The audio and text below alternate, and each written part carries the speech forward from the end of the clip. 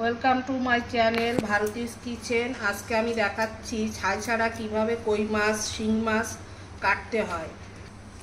ছাই ছাড়া কই মাছ কীভাবে কাটতে হয় দেখুন, আমি কাঁচি দিয়েই কাটছি। আমার ছেলের এখানে কোনো ছাইয়ের ব্যবস্থা নেই, তোমরা এইভাবেই কাটবে যখন ছাই পাবে না। কাঁচি দিয়ে ওই পাখনা টাকনাগুলো কেটে নিলাম কাটা টাটা। এবার চামচ দিয়ে আমি এই আঁশগুলো ছাড়িয়ে নিচ্ছি।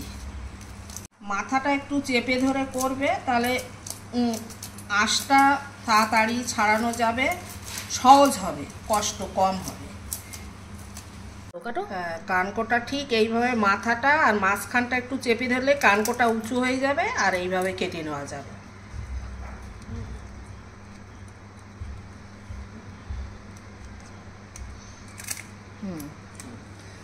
গলার কাছটা কেটে নেব, ওর ভিতরে যে নোংরা আছে সেগুলো বের করে দেব।